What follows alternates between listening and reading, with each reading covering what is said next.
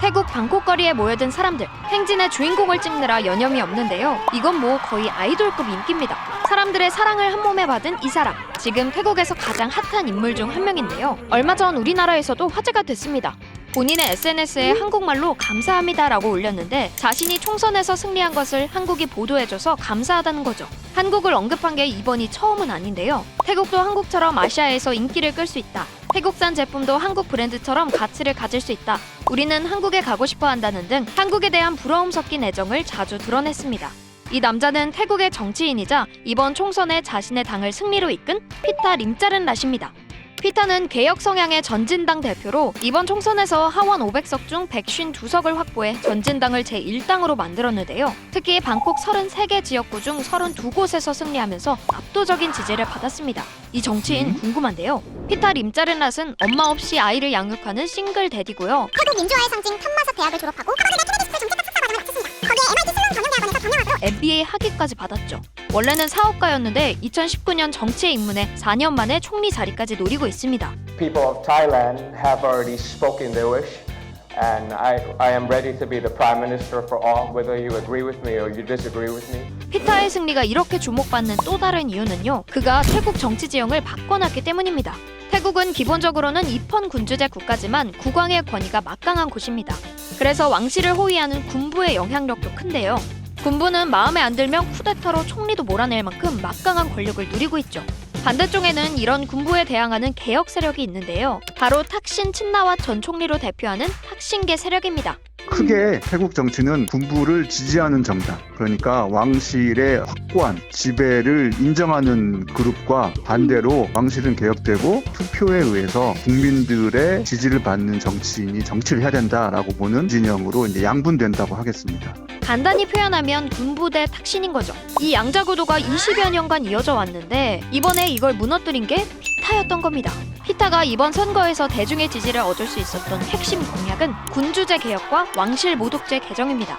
사실 왕실의 권위가 견고한 태국에서 이 두 주장은 금기시할 만큼 급진적인 정책이에요. 탁신계 사람들도 왕실 모독제만큼은 건드리지 않았거든요. 그런데 이런 급진적인 주장이 힘을 얻을 수 있었던 이유는 이미 젊은 층에는 군주제 개혁에 대한 열망이 싹트고 있었기 때문입니다. 그게 표출된 게 지난 2020년 있었던 대규모 반정부 시위였죠. 2019년 선거에서 돌풍을 일으킨 미래당이 해산이 됩니다. 왕실 모독제였거든요. 왕실을 개혁하겠다는 주장을 한 것만으로 군부한테 찍힌 거죠. 정당 당수가 구속 기소가 되면서 아니 어떻게 우리가 지지했던 정당을 일순간에 군부가 해산할 수 있느냐. 젊은이들이 대단하게 분노하게 됩니다. 왕실 모독제를 무리하게 적용해서 야당 정치인을 탄압하는 도구로 쓰여서는 안 된다는 거죠. 전진당의 전신이라고 할 수 있는 미래선진당을 해산시킨 것에 대한 항의 시위가 시민단체와 여론의 대대적인 지지를 얻으며 석 달 넘게 이어졌고요. 이건 태국의 젊은 사람들의 개혁 의지가 표출된 거라고 보는 시각이 많았습니다.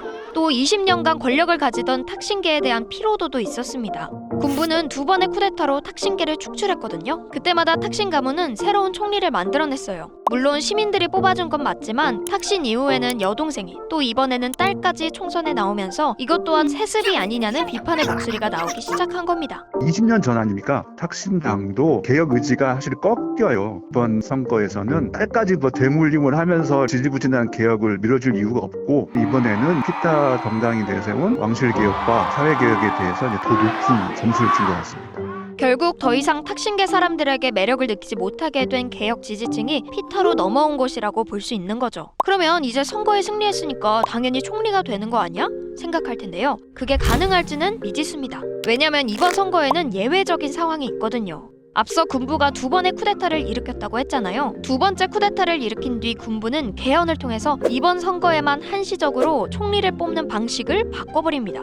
보통 총리는 하원에서 뽑는데요. 원래대로라면 하원 500석 중 과반을 얻으면 총리가 될 수 있어요. 이번 선거에 전진당이 152석을 차지했고 탁신의 딸이 이끌었던 푸아타이당이 142석을 확보하면서 제2당이 되었는데 합치면 250은 거뜬히 넘잖아요. 이 둘은 같은 개혁 정당이기 때문에 군부에게 권력을 빼앗기지 않는 것이 가장 큰 목표라 연정으로 힘을 합칠 거라는 게 유력한 전망이거든요. 그런데 군부가 상원 250명까지 합쳐서 750석의 과반, 즉 376명 이상의 지지를 받아야 총리를 할 수 있게 법을 바꿔놓은 겁니다. 문제는 그 250명의 상원을 군부가 다 지정한다는 거예요. 피타가 총선에서 이겼다는 건 개혁에 대한 국민들의 열망이 확실하다는 거잖아요. 그런데도 군부가 만들어 놓은 제도의 함정 때문에 당하고만 있어야 하느냐. 피타도 나름의 계획이 있다는데요. 지금 필요한 건 군소 정당들의 표들이겠죠. 우선 피타는 8개의 정당을 모아 연합을 꾸렸습니다. 이를 위해서 왕실 모독죄 개정에 한 발 물러서기도 했죠. 동시에 마음을 돌릴 수도 있는 상원 250명도 설득에 나서고 있습니다. 총리 투표 권한이 이번 선거에만 한정된 것이기 때문에 상원에서 어느 정도는 이탈표도 있을 거라고 예상을 하는 거죠.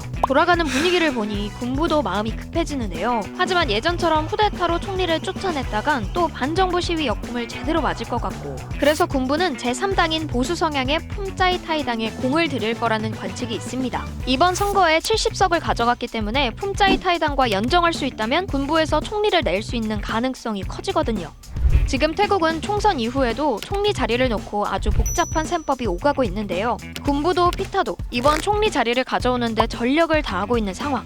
7월 말에 선출되는 태국 총리는 과연 누가 될까요? 피타는 총선에 일으켰던 돌풍을 이어갈 수 있을까요? 그리고 올 7월 과연 태국에서 새로운 정치 구도가 나올 수 있을지 지켜봐야겠습니다. 이 영상을 제작한 허이나입니다. 지금 구독 버튼을 누르면 매일 새로운 클램 영상을 놓치지 않고 볼 수 있어요. 좋아요 버튼 잊지 마세요.